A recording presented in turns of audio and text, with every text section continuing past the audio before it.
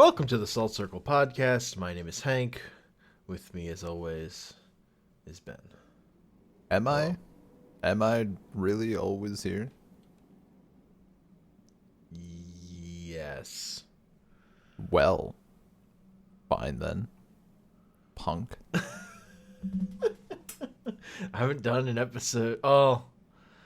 I guess I did put episodes into the feed that you weren't on. But that's a different podcast. That doesn't count. I don't know. It seems like it counts. Nope. Agree to disagree. It's Traitor. a different name. It's completely different. Traitor. You've done more episodes of Fear 39 Yeah. than I've done of Please Scream Inside Your Heart, so. You're not wrong. Look. Also, look, you were supposed to do your solo episode. You don't know that I won't do it. Way to spoil it. Well, you took too long. I know. Like, yeah. I don't even freaking know anymore with that whole thing. Like, didn't play enough 2020 games to do a Game of the Year list. And I want to talk about the shit that I did play, but also then I started playing stuff in 2021, like early January. I'm like, kind of want to talk about this too, but it's not 2020. You missed your window. You no longer care about the things you were going to talk about. Yeah. Now there are new things you want to talk about. Yeah, exactly. You got it. I understand. And one of those new things combines with two old things, and it becomes the Tomm Moore Celtic Irish Folklore Trilogy. Yeah. The perfect segue. Perfect segue to get to these movies that are not video games. Yeah, I got there. So we got the Irish Folklore Trilogy, not truly related aside from some cameos, but we have Secret of Kells, which was 2009, Song of the Sea in 2014, and 2020's Wolfwalkers. Yeah. Yep. All written and directed by Tomm Moore. And what's the studio's name? I don't know. I've seen like a bunch of stuff like Cartoon Saloon, Les Armatures. Yeah, Cartoon Saloon, I guess, is... Seems like Cartoon Saloon is on all of these, yeah. Yeah. Yeah, and I had never watched these movies before. Oh, none of them? Or any of these. Nah, none of them. Oh, I'd heard a lot of stuff about Secret of Kells, but I had never gotten around to it. Okay. Yeah, I tried to do like a mental count. I don't know what watch of Secret of Kells this is. It's at least 7. It might be close. It might be a little closer to 10, but it's certainly 7. And it was the 5th time I did Song of the Sea, and 2nd time I did Wolfwalkers.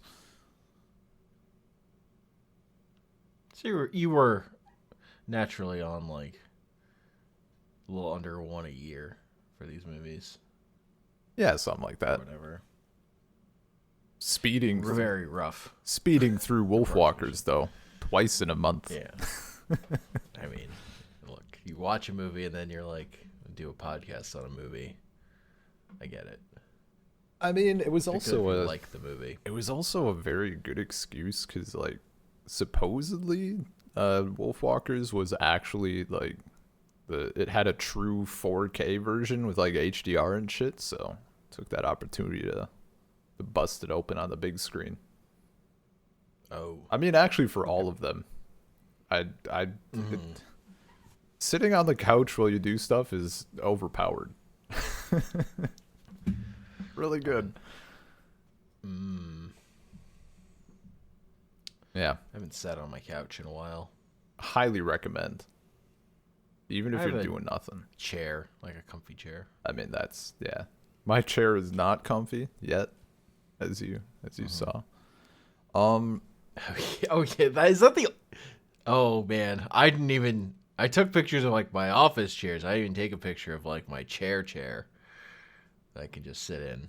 Man, I that's like all cushion. we do actually have like, it's not like lazy boy comfy, but we put in like the upfront cost for a couple of like antique chairs that Anya's dad restored. Yeah. And they're like, for something that is not a recliner, they're really damn comfortable. Like you sink into them because it's like old school like springs and shit on the inside, and Yeah, like that's soft that's stuff. what this chair is like a chair my parents had. Yeah, Like they reupholstered dude, it's so good. at some point.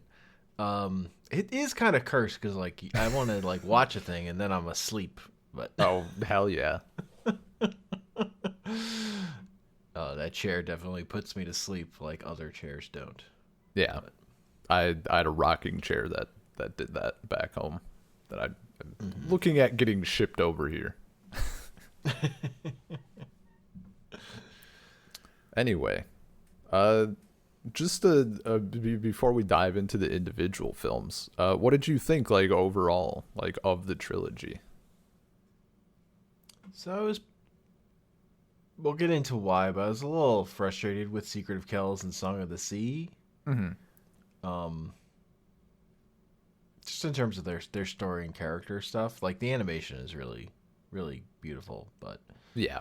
but Wolfwalkers is like, I mean, that's the best movie I saw from last year. It's not like I didn't see that many, so it's not like a super high bar, but that movie's fucking great. So the analogy that I've come to like after seeing Wolfwalkers the first time, the immediate analogy that popped into my head, and there's some pliableness here, pliability, I guess. I don't know. Super Giant games. Secret of Kells feels like Bastion, Song of the Sea feels like Transistor, and Wolfwalkers feels, I guess, probably closer to Hades than Pyre, but either way, like, there's a clear progression to me in terms of, like, quality. Ending on, like, Wolfwalkers just being absurd. It's easy. I didn't see many 2020 films either, but it's easily the best film of the year for me. Not even really close. Yeah. It's just excellent. Yeah. So Song of the Sea, watching Secret of Kells and Song of the Sea back to back, it definitely suffers from having the same like two main voice actors as the last movie. That was a little distracting. Yeah. The kid is the same and the dad is the same. I don't know. Maybe I overlook it because the kid in Song of the Sea is named Ben, so I give him a pass. Oh, The Ben pass. I see. Yeah. Well, we'll get into it. Yeah. So, Secret of Kells. This is the short. This movie is pretty short too. Yeah, it's like what, 80 minutes or something? 75. Oh, hell yeah. Yeah, no, it's very short, and I always forget how short it is. Like every time I watch it. Yeah. So I saw this. It probably wasn't in 2009. It may be late 2009. I don't know, but I probably more likely that I saw it in like 2010. It probably makes sense to you that this was my favorite movie for an incredibly long time. I mean, there were lots of trees. It's a very green film. Yeah. I fucking love this movie. It's since been maybe a little overshadowed, but coming back to it, yeah, I definitely just am fully able to ignore a kind of empty-ish plot. I think the plot on its own is maybe like a very solid like 5 out of 10 to me. Like it's very average. I can't get over the fact that this is like a movie about Irish folklore that ultimately is just about a fucking fancy Bible. Yeah. One of the things, I mean, I think this is, it's the most I think for each of these films, it's the most critical watch I've had of them. Maybe because it has. I think these. I mean, aside from Wolfwalkers, of course, but I think it's the longest gap I've taken since rewatching the other two. So it's Gotcha. probably been a chunk of time. Like I've definitely not watched them since I completed university and stuff. So uh what leapt out to me about Kells was like some of that. It's Irish folklore, but it's also it kind of fills the same space like a lot of old English stuff does, like Beowulf and some of those poems where it's like we are definitely feeling like we're talking about something Germanic, but everybody is like chosen by a Christian god, the Christian god, I should say. Yeah. So I found that interesting, where it's like you have the pagan stuff is evil and the book is good, and it's like the the Christian book of Kells. So I definitely noticed that this time. But the and I was pagan like, stuff is still kind of good. It's yeah, just there's really a the weird Vikings that are evil, but yeah, the Vikings are evil, but the Crom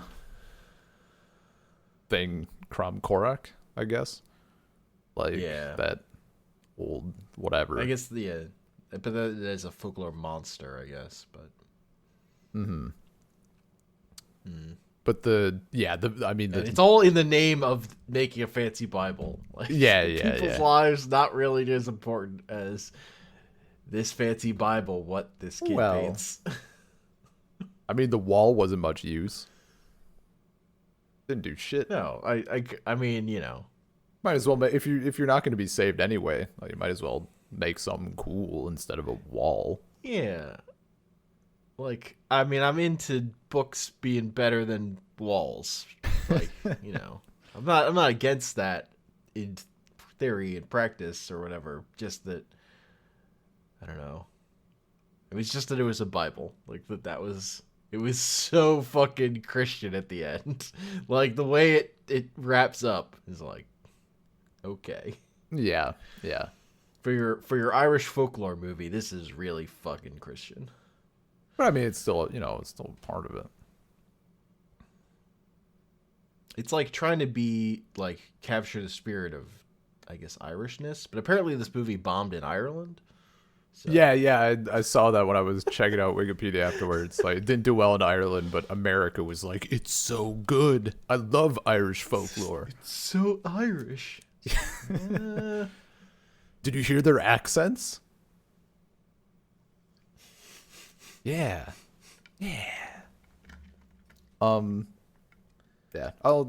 have a thing that I'll like circle back to about kind of the, I guess, the Irish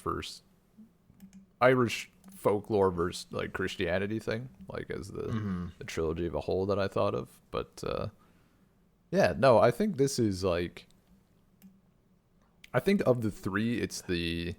Oh, that's. Oh, I just realized a hilarious thing. You Go keep on. going. Oh, okay. Just okay.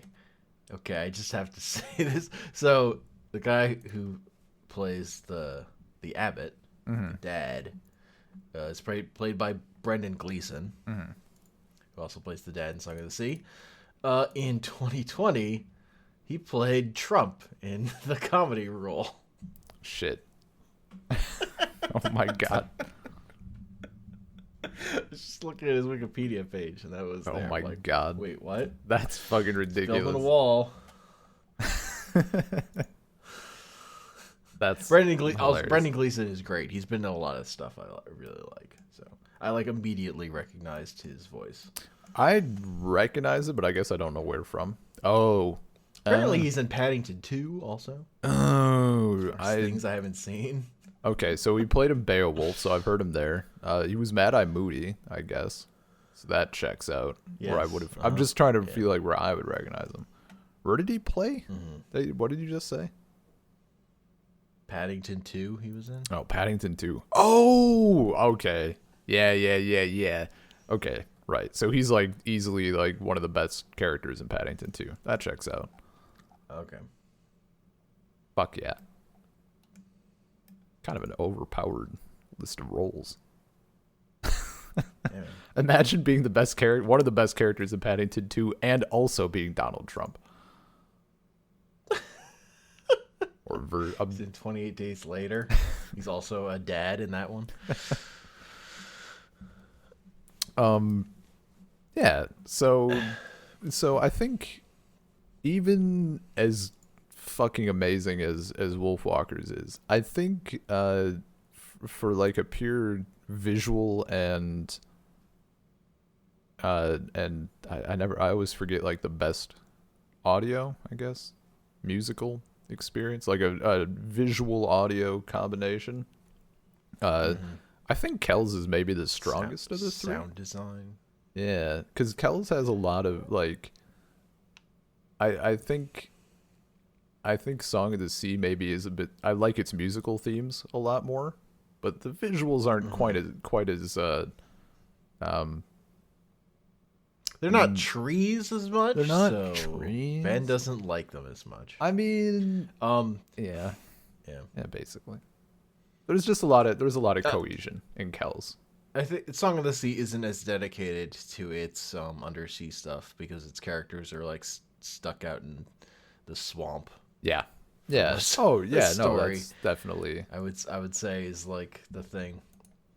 Because honestly, that's the one based on premise I would most be likely to show my mom. She just that Celtic Selkie story is just one she really loves. So, dude, into seals and sea people. Oh hell yeah! So, I am. But they are like just sort of stuck out in the middle of nowhere for a lot of that movie. Yes, yeah. There's a lot of. I don't know. I'm 5 for 5 now for crying at the end of that movie. Fucking gets me every time. I haven't thought I'm like, it's like my 5th time. Probably not gonna cry. Like an hour and a half later, here it comes. Oh no. It fucking gets me. Yeah. Gets me. Honestly, my biggest problem with Song of the Sea, I fucking hate Ben. I just hate him. He's a bad, he's terrible character. Well, yeah, he's just awful. He's not so great. He's such a piece of shit. Oh my god. Yeah. No, he's like, if I was his dad, I would also drink. Probably a little bit cyclical, but you know. Why am I blanking? Like it made me like, okay, my mom would like this, but I don't want to show it to her because I don't want her to identify me with this boy.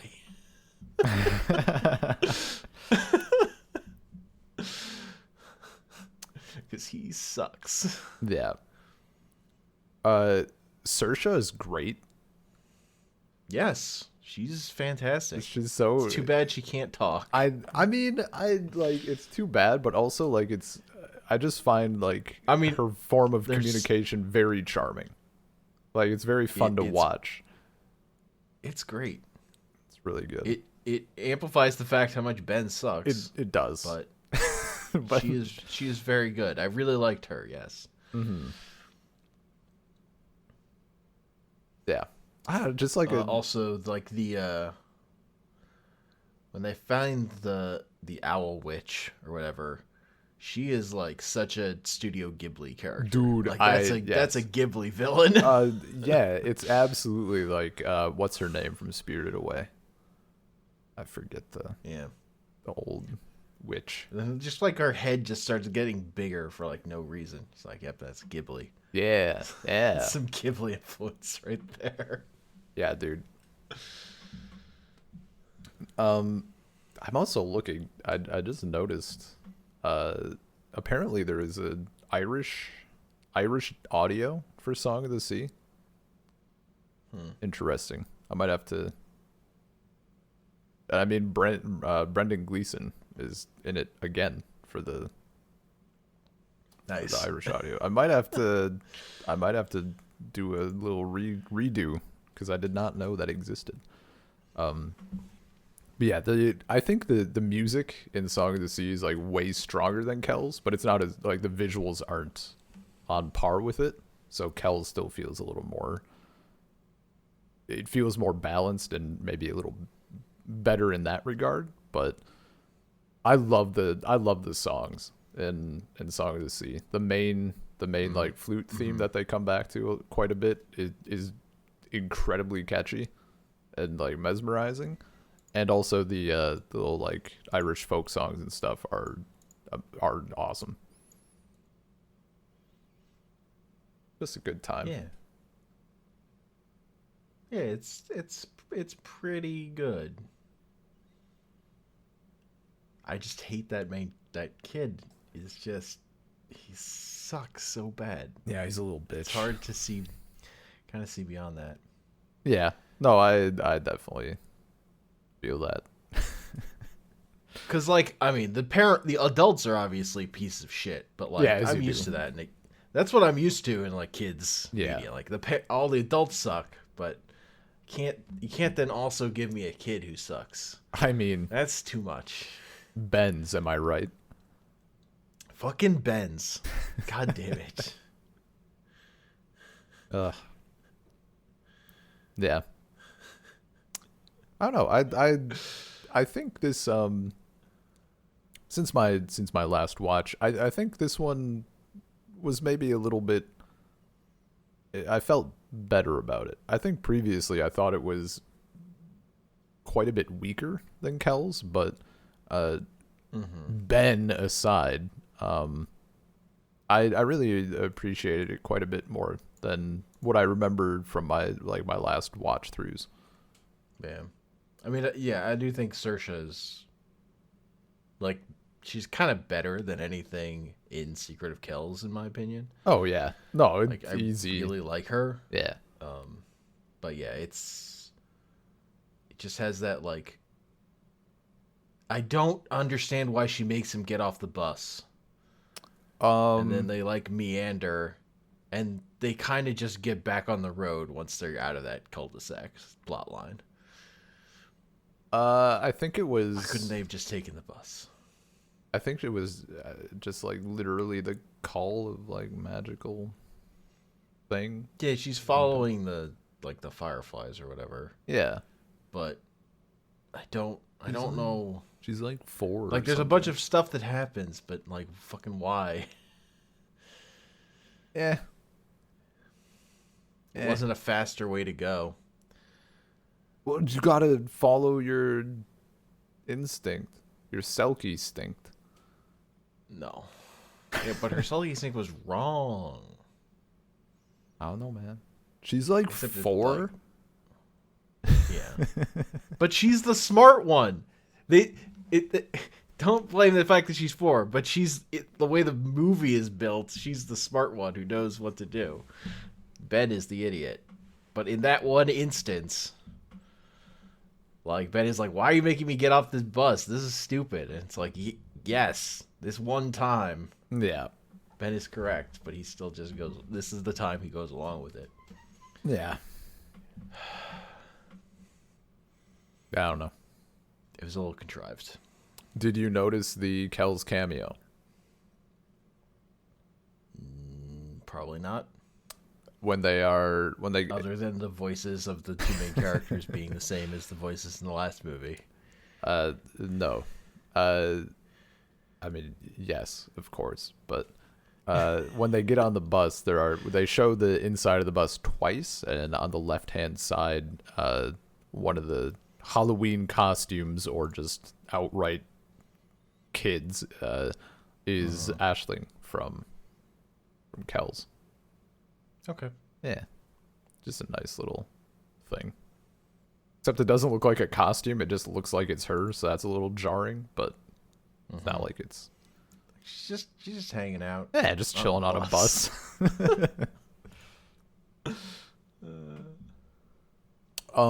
Actually, speaking of Aisling, I want to just quickly dip back to Kells.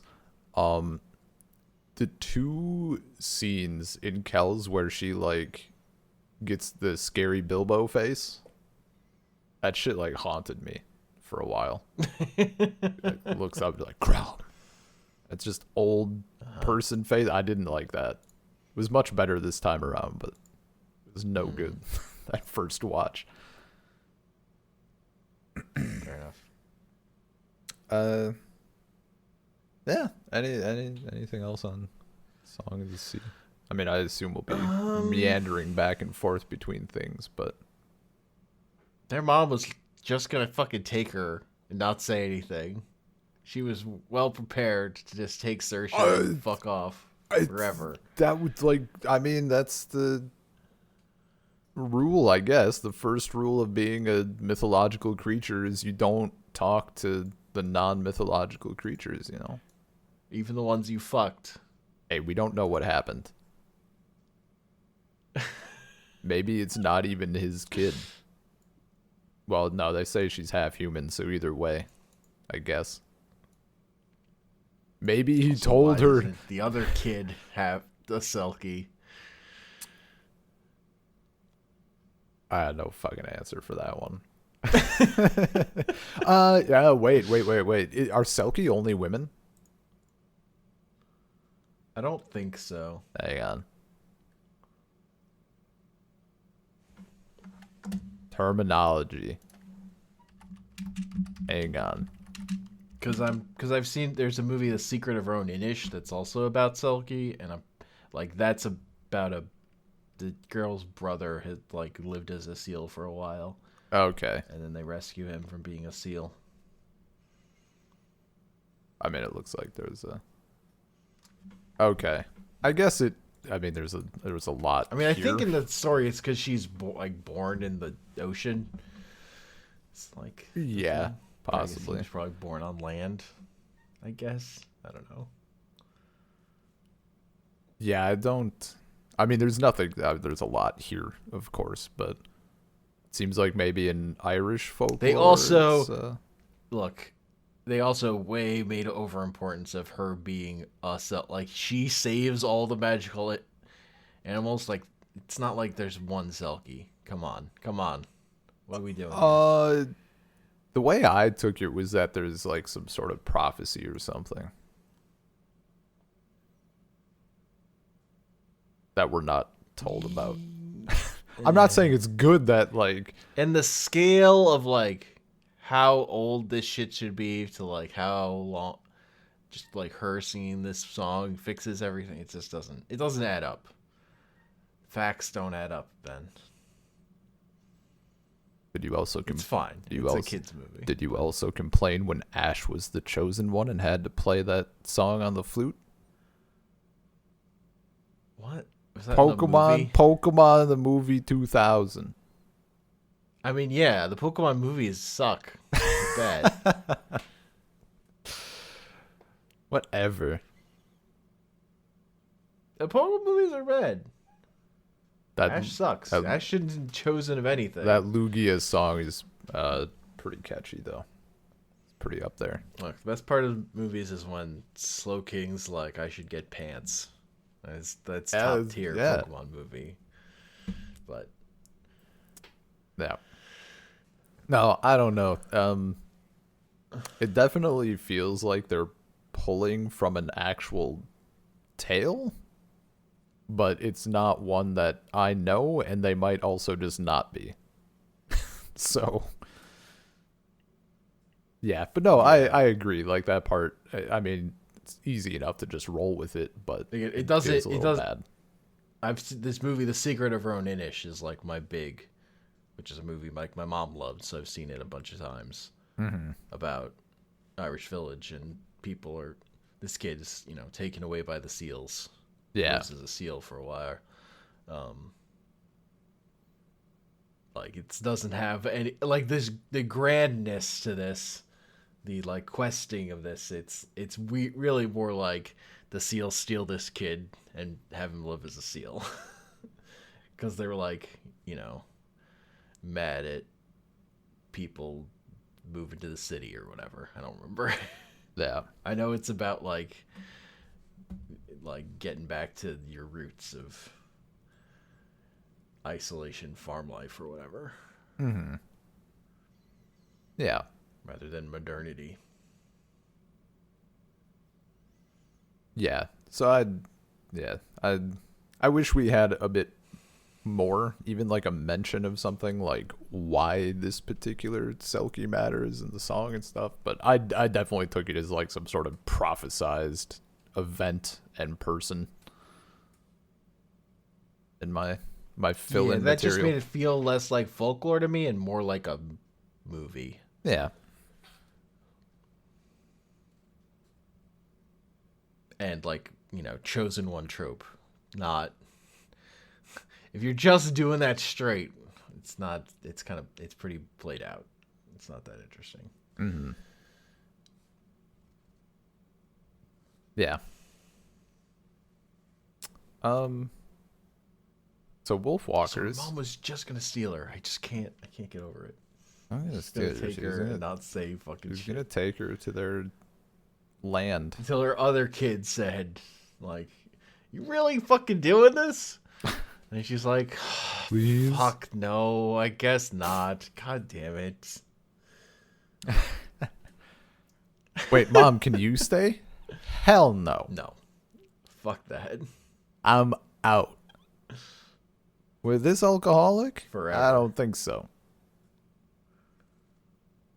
True. Wolfwalkers, though.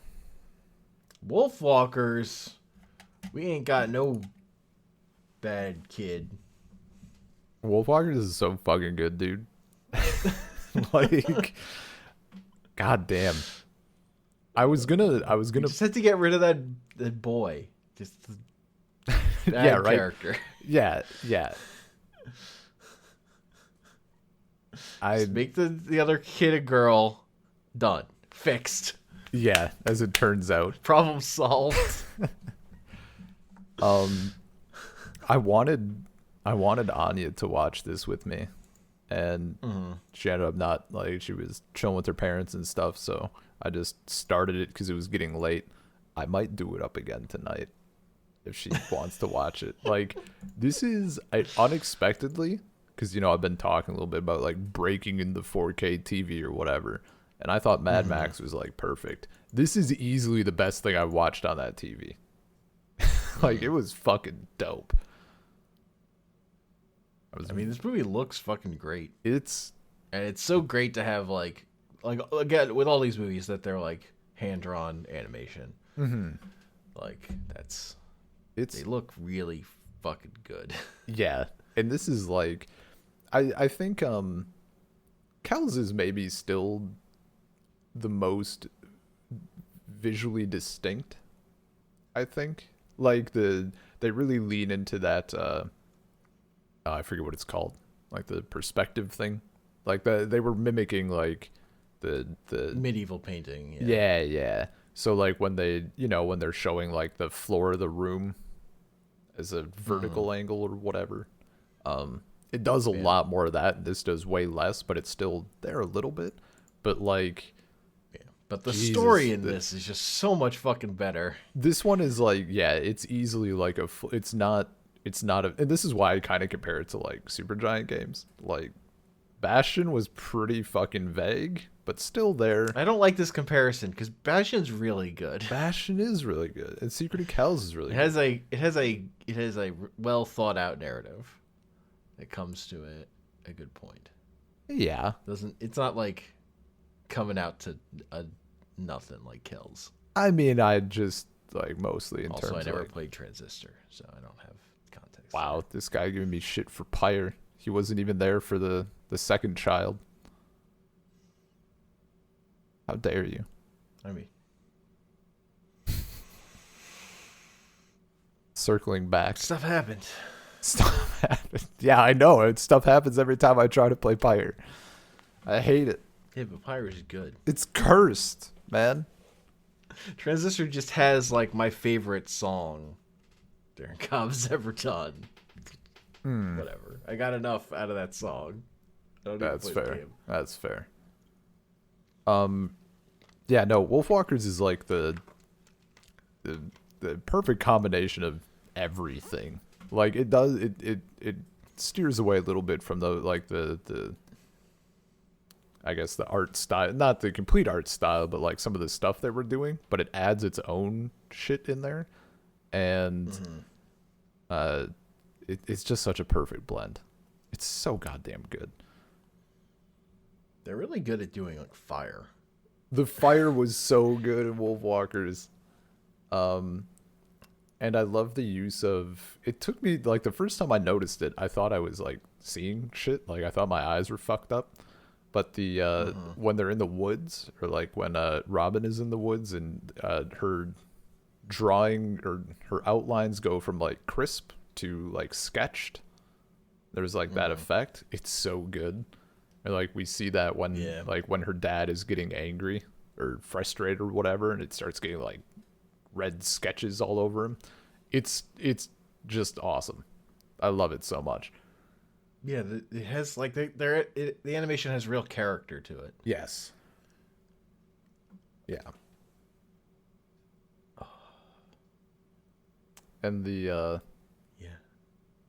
I don't know. I've like how everybody like just this movie also has like way more characters, even just like as background characters. Like there's just a shitload of people.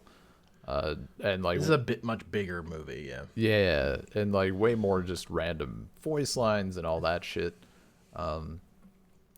Kells and Song of the Sea definitely have like in a certain way, like it's kind of nice having, you know, especially the scene I noticed was like the ending scene of Song of the Sea.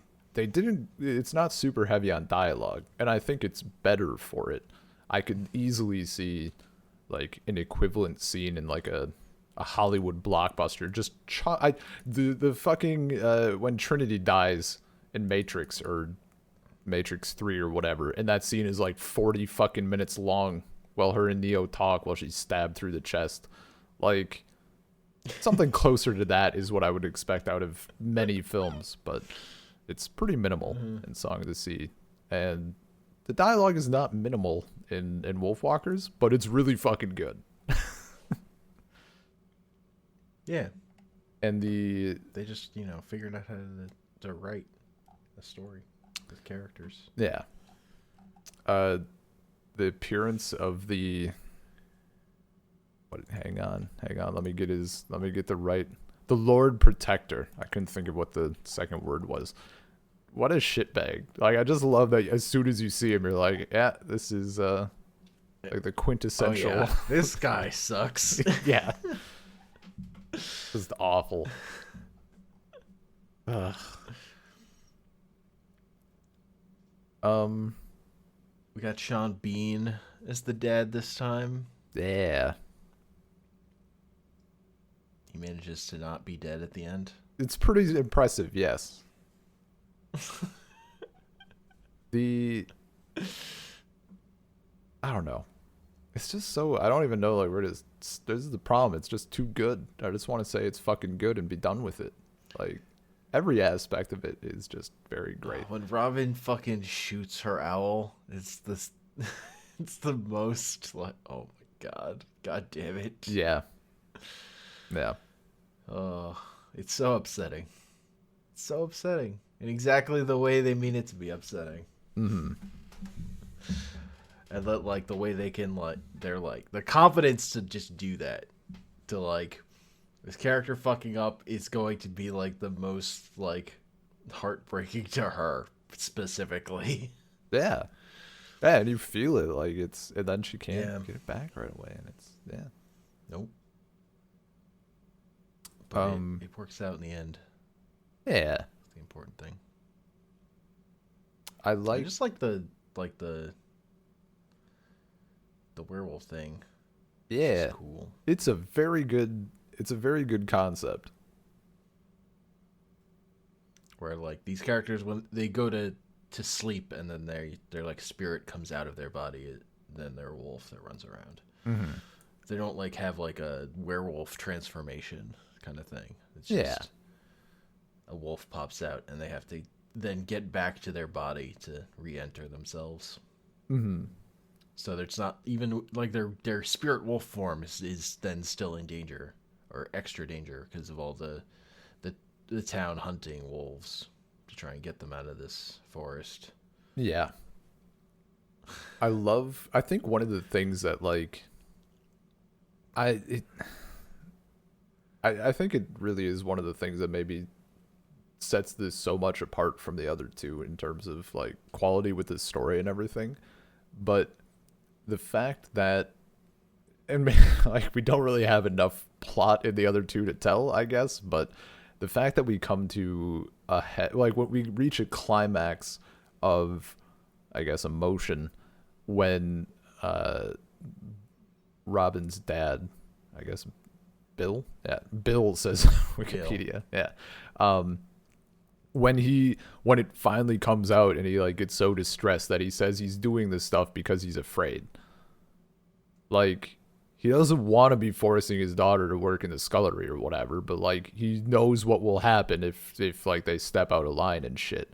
And that's just such like it comes out in such a good way, and it's like it feels like a much better motivation than like in Song of the Sea. Like that father's motivation is Well, I think it's like really valuable in this movie that the dad has a boss to be the villain. Yes. Yeah. Whereas like there's no like pressure on of like or human pressure on the dad in those other two movies.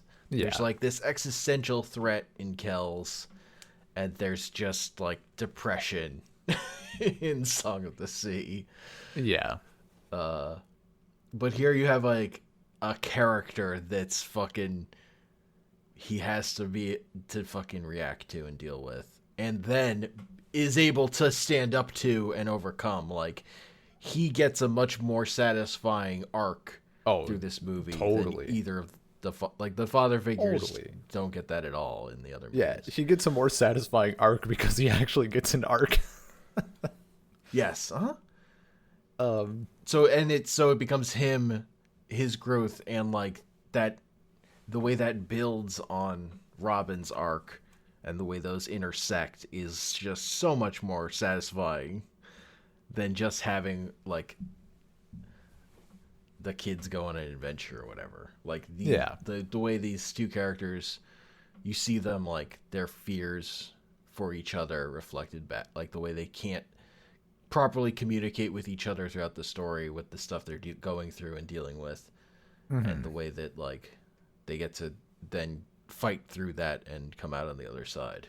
Yeah, it's just it's a good time to watch. I mean, it's a bad time for them until it works out at the end, but you know, for me as a person watching a movie, it's way more compelling. Yeah. I love the little like there were some parts it didn't affect the movie, I don't think, but I just kind of like this time watching it I was like, huh. Like there was the bit where which fucking part was it? I guess early on, like when I forget why, but that farmer is like put in the stocks, right? And like the sheep thing, and Robin lets him out as a distraction with all the sheep, and she like looks back and he's like trying to run away and shit, and she like giggles a little bit and runs, and I'm like, obviously in the movie this is gonna be fine, but like in real life she just had a chuckle at getting somebody fucking murdered. Like that dude's dead. Yeah, and there were just a few moments like that where they're like, obviously they're not gonna go into like the brutality and shit that I'm sure happened with that occupation, but like I think they had a good nod to it. Like they still kind of tackled it specifically, like with the it completely gets across that this world is fucking brutal, but it doesn't like outstep the bounds of a kids movie. Like I love the little Irish kid gang. Like they get the English flag and they're like going nuts. It's so good. Yeah, and it does a good job of like depicting that like the people that live here are Irish, but like this whole government and soldiers is Yeah. English. Well, and all those pilgrim outfits, really easy to Yeah. And all their bad teeth. all the bad teeth. Yeah. But just watching like I think it's like one of the street vendors, like one of the older Irish women or whatever, like the Irish kids are running around and like the soldiers are all upset. The Irish woman's like, "Yeah, get it. Just go for it." Like cheering them on. Like I like those little moments. I will say, like, I don't think it's a problem with this movie because of how it ends up working, but it does kind of have like the white savior trope when Robin is like commanding all the wolves, but like they're just non-human wolves, so I get it. Yeah. But like she's like just become a wolf and now she's like the tactics master to like run the army because uh Meb or whatever is like busy trying to save her mom. Yeah, Maeve, I think. Yeah, Maeve. Yeah. I mean, I guess But the like it's never like she's never a better wolf than Maeve, even though she's a little, you know, smart. Like she's more educated. yeah, she has certain the things. book So it smarts. seems a little older, at least. Yeah. But yeah, it does. It is like that same kind of story, though. Like it just is like it's constructed in a way that it's not a problematic in that same way. So that's just an interesting note. Yeah, like if it was, I think, yeah, the defining thing is that it's just like regular wolves. If they were also Wolfwalkers, now we have a problem. Like, that it would be fucked up. Mm-hmm. Man. I was just thinking about that, like, because of like the way Mandalorian handles Western tropes and stuff. Just like ways in which these tropes that are definitely, how are these tropes that are definitely rooted in racism? Like they're still gonna like define stories we tell. Yeah. But how can we separate them from the things that make them fucking bad? Yeah. I still there's one part, not of the plot, but of the general film that I still am not totally sure how much I like it. I think it's totally fine. And that is the song, "Running with the Wolves." I think its lead-in is fucking great, and I don't know. Did you know of this song before the film? No. Okay. So it's a different version, but I definitely knew of it. Like I have it downloaded and shit. It's just on a CD. But I don't know. I guess it maybe just like in the context of the movie, it's great. And I think with the scene that it's in and shit, it works super well. I mean, much better than the original version would have, because it's just like a straight pop song. But it's still like maybe just because I like coming off of Kells and Song of the Sea, it feels a tiny bit out of place, just a tiny bit. But I mean, it's still fine. Yeah. I think that's literally the worst thing I could say about the movie. It's pretty fucking great. Yeah. People should watch it. Yeah, man. It's a good movie. And I don't know, I couldn't tell if it was, you know, part of the talking about like getting a 4K TV and all that, like a nice TV and shit.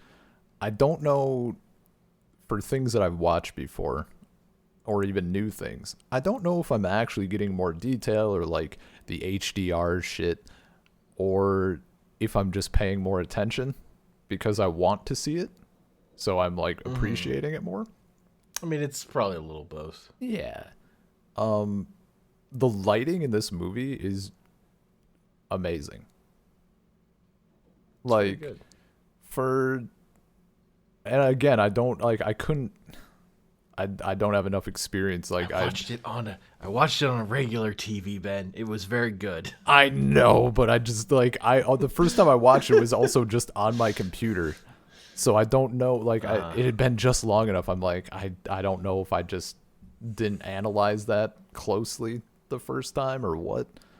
But it felt like there was a lot of like contrast shifts and that sort of thing that just felt incredible. I mean, combined with the amazing art style to begin with, but yeah.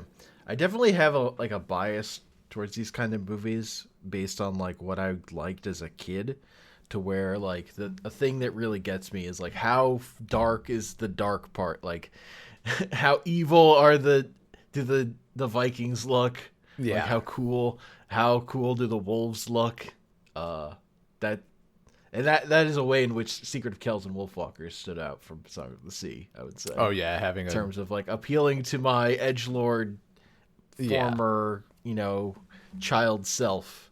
The high points hit harder. yeah. Yeah. Oh no, like the Fire was better. dude, I really like the dark parts of Kells, like the Crom stuff and the Vikings and shit.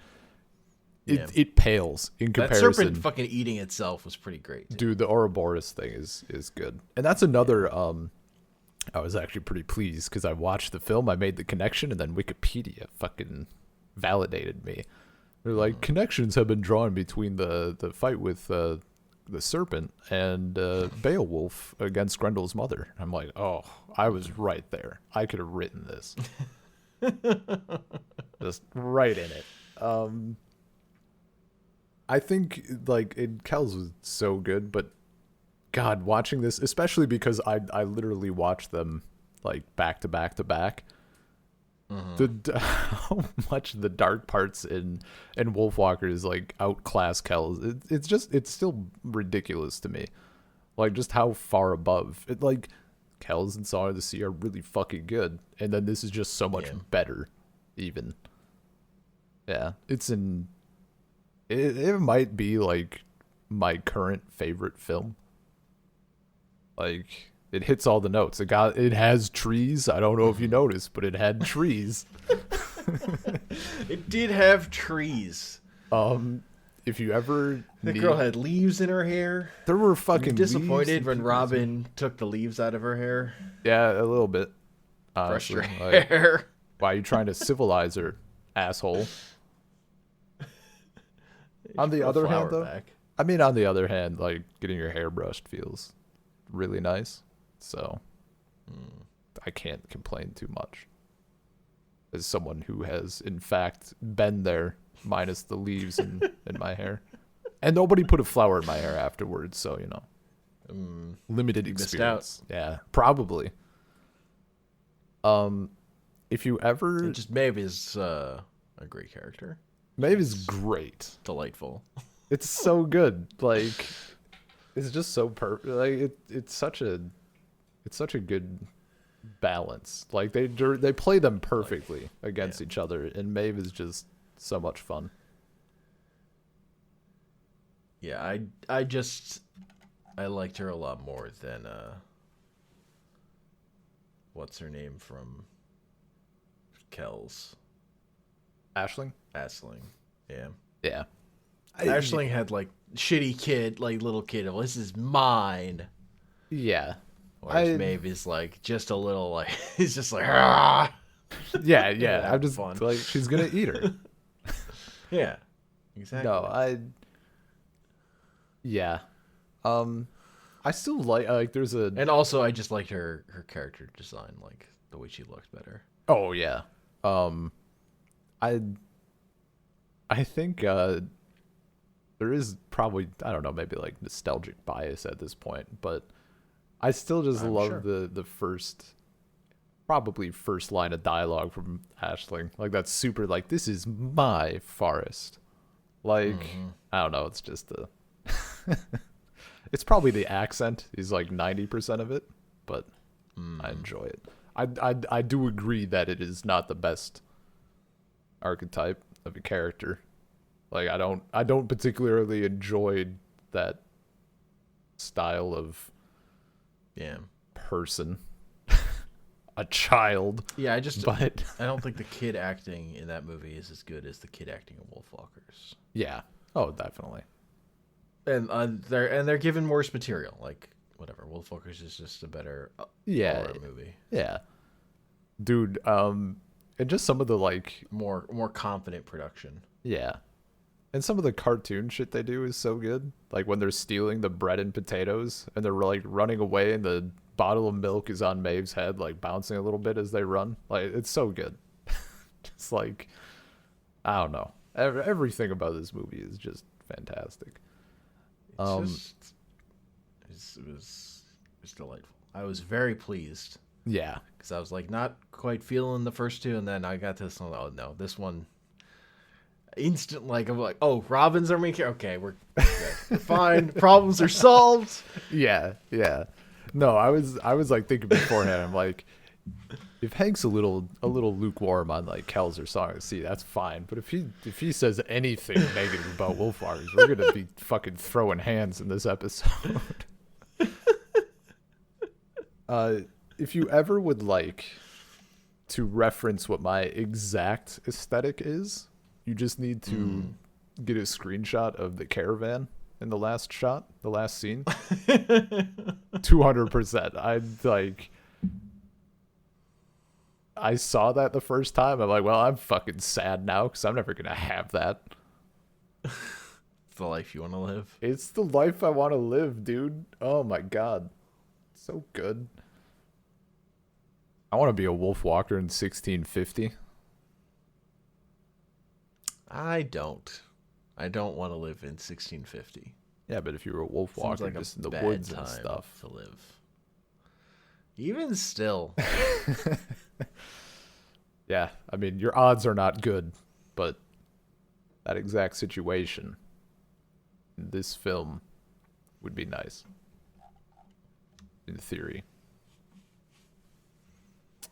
I just like this, like, we got this wolf, and also I've really felt the, like, bad management of, all right, get rid of all these wolves today. Yeah, 2 days. Like, get rid of all the wolves before I'm back. That'll definitely happen.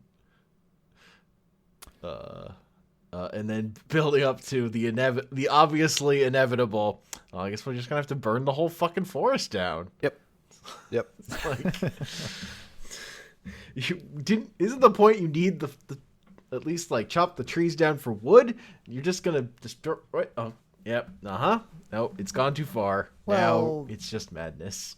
I mean, I think the more important thing. It's about safety. They've been terrorized. Yeah, obviously. Yeah, they've have been to kill terrorized. those terroristic wolves. Yeah, those wolves are in our forest. You have to start firing cannons into the forest. The fucking cannon. Yeah. I mean, it's a show of force. When the wolves see the cannon, they'll think twice.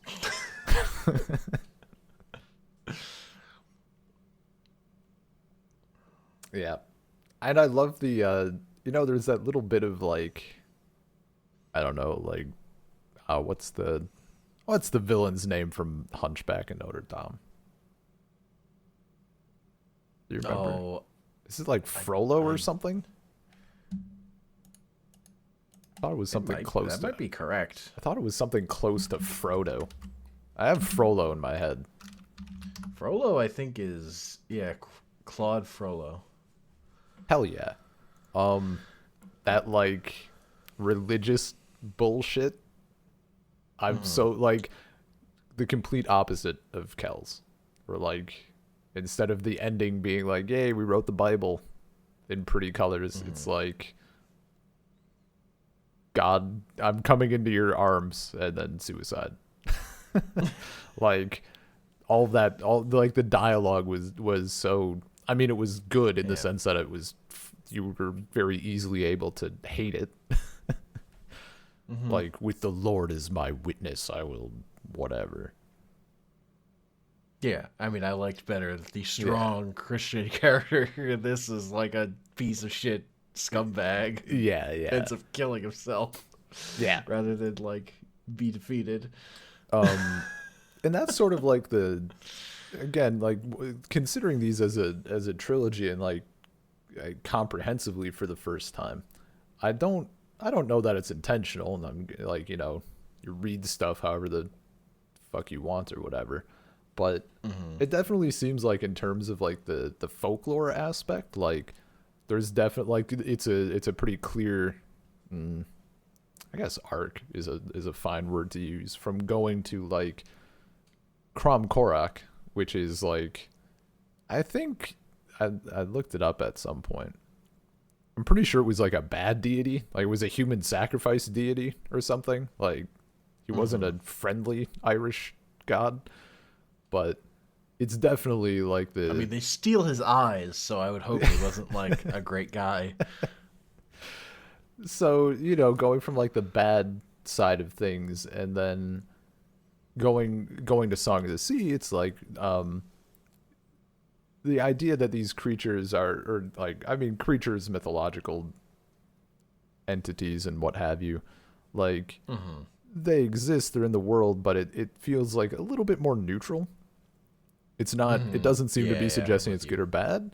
And then in this, it's like comes all the way to like, they're clearly on the good side of things. Like we have like that super firm resolution. Like in Kells, you're defeating the thing.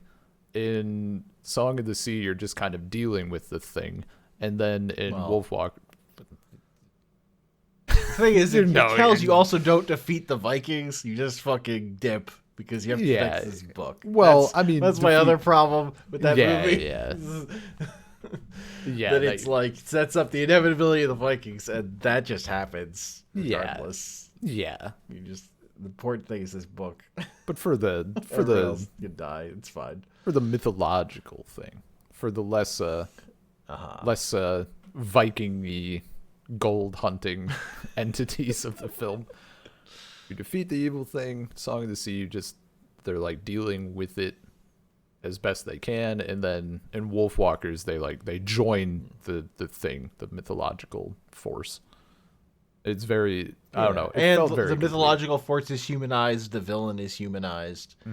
Like the Vikings in Secret of Kells like look cool, but they might as well be another mythological monster. They're not treated like humans at all. No, even though that's what they are. They're just, whereas at least in Wolfwalkers, the awful human is really just a shitty, dumb human. Yeah, exactly. I don't know. I think it does, like, looking at it, I really do think it works well as a trilogy in that way, instead of just like, oh, it's 3 films about Irish folklore. I do think it works well in like some of those encompassing themes. Yeah, it was together. interesting, like seeing it, like them get better at this. Oh yeah, that too. Like certainly.